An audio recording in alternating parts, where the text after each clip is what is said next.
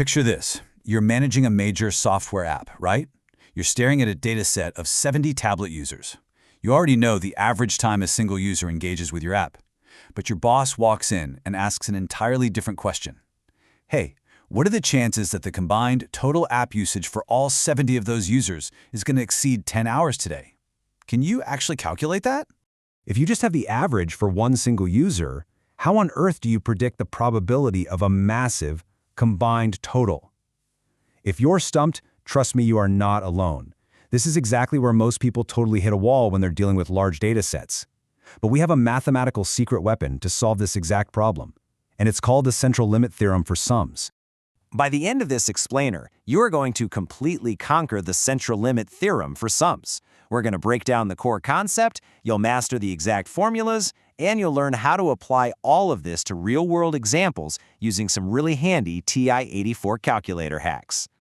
All right, let's jump right into our first major concept, which is how sums actually form normal distributions. Now, you probably know the Central Limit Theorem is famous for telling us about sample averages. But guess what? It applies to sums too. Just like sample means, the sums of random samples behave in this incredibly predictable way as your sample size grows. Let's use an analogy to make this super clear. Imagine grabbing 10 standard dice. You roll all 10 and you add up the numbers. Maybe you get a 35. You pick them up, roll them again, and add them up. Maybe this time it's a 37. If you do this over and over and over again and plot every single sum on a graph, you'll see those sums start to cluster around a central value. Basically, a beautiful, perfect bell curve is going to start to form right before your eyes. And that brings us to the formal definition. The Central Limit Theorem for sums states that if you repeatedly draw random samples of a given size, just like we did with our dice, and you calculate the sum of each sample, the distribution of those sums is going to closely follow a normal distribution. And the larger your sample size gets, the more perfect that bell curve becomes. Think about the shift we're making here. On one hand, you have a single random variable, which we call x. By itself, it could look completely chaotic, just scattered all over the place. But when we zoom out and look at the sum of those random variables, which we denote with the Greek letter sigma followed by x, order actually emerges from that chaos. It turns into a smooth, highly predictable normal distribution. Now, I know exactly what you might be thinking. Wait a second, what if the original distribution isn't normal at all? What if the original data is totally skewed or just completely random? Well, here is literally the most magical part of this entire theorem. It absolutely does not matter. The original distribution can be completely unknown or totally weird. As long as your sample size is large enough, the sums will still form a normal distribution. That's the true power of this theorem.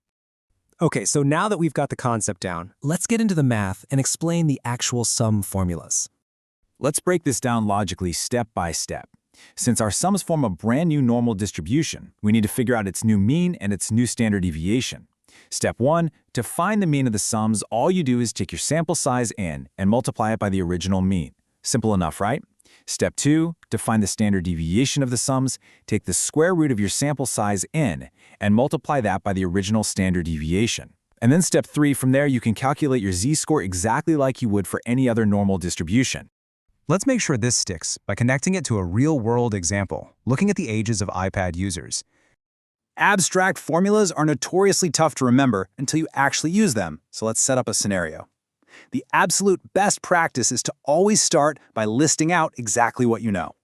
Let's say a recent study reported that the mean age of a single iPad user is 34 years old with a standard deviation of 15 years. And we decide we're going to take a sample of 50 iPad users.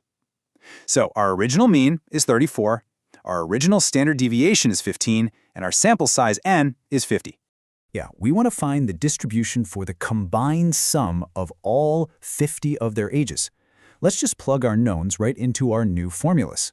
For the new mean, we multiply our sample size, 50, by our original mean, 34. That gives us 1,700 years. For our new standard deviation, we take the square root of 50 and multiply it by 15. That gives us 106.07. Boom.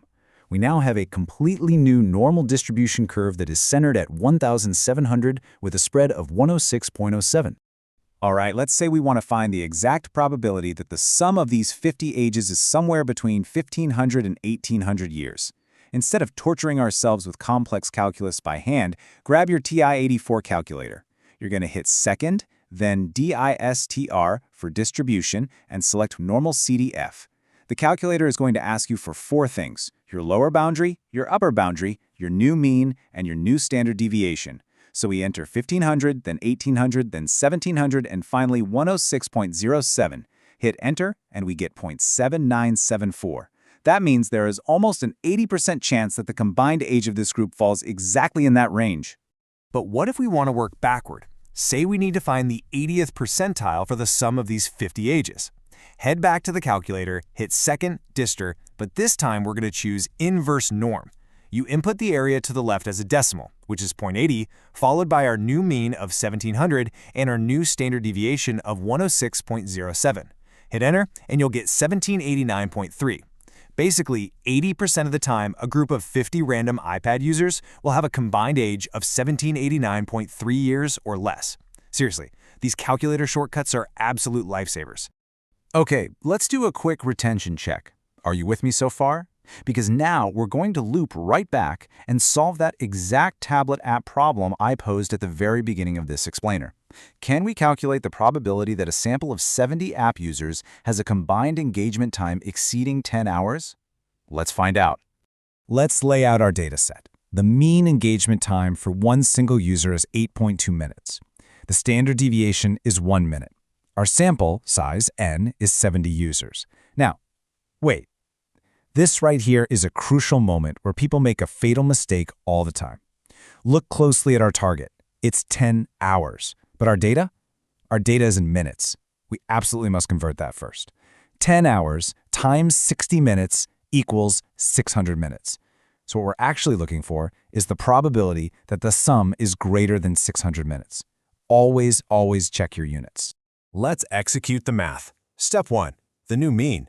70 users times 8.2 minutes equals 574 minutes. Step 2.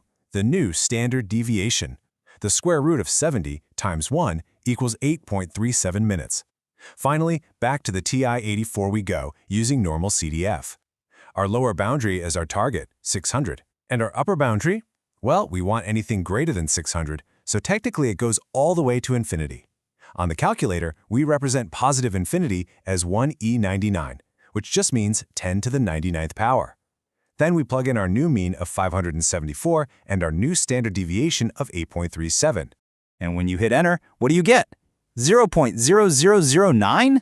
That is incredibly small. It means there is literally less than a 0.1% chance that your 70 users are going to break that 10-hour mark today. Just think about that. You just perfectly predicted the collective behavior of an entire crowd using just a few simple numbers. All right, let's wrap things up with a final concept review to make sure this is all locked in. Before we finish up, let's bring it all together into a quick mental checklist.